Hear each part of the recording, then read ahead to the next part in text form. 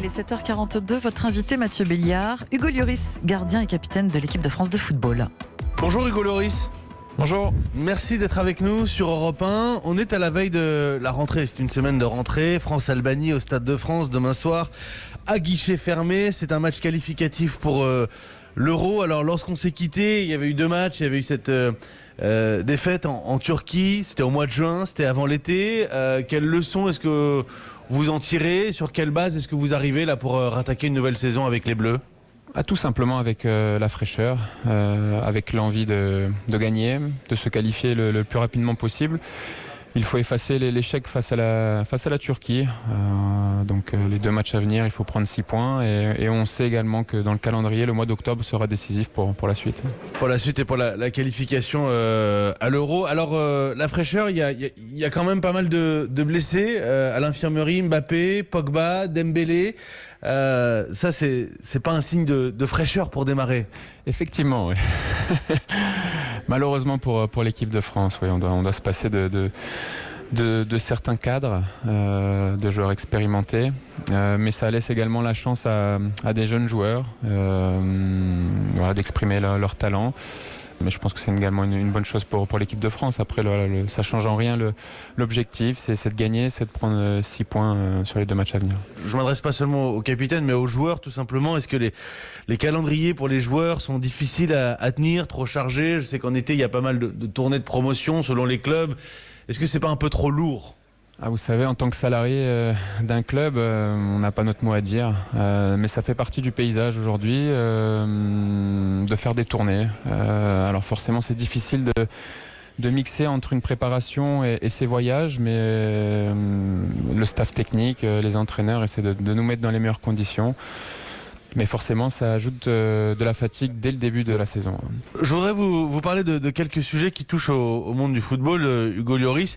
Il y a d'abord, côté français, ces débats autour de l'homophobie dans les stades, ces chants homophobes, ces banderoles, vous avez pu le voir forcément, avec cette nouveauté, l'interruption des matchs quand l'arbitre constate des chants homophobes.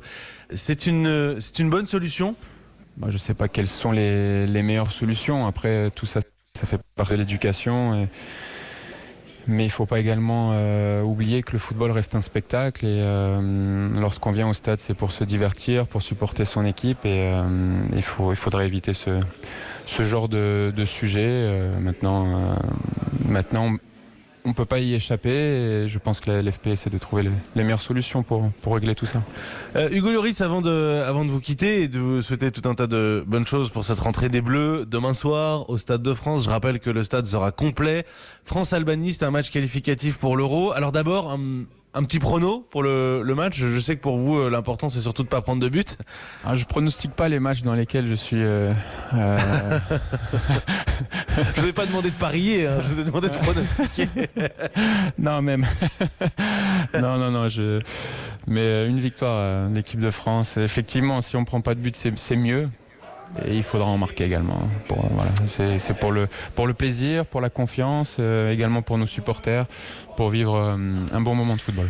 Et puis Hugo Lloris, vous êtes champion du monde en titre. Je pense qu'on vous le rappelle assez souvent. Vous avez 2 étoiles sur le maillot de l'équipe de France. Quand on est sur le terrain, quand on se dirige vers l'Euro, avec j'imagine comme seul objectif maintenant du coup la victoire, elles sont lourdes ces 2 étoiles?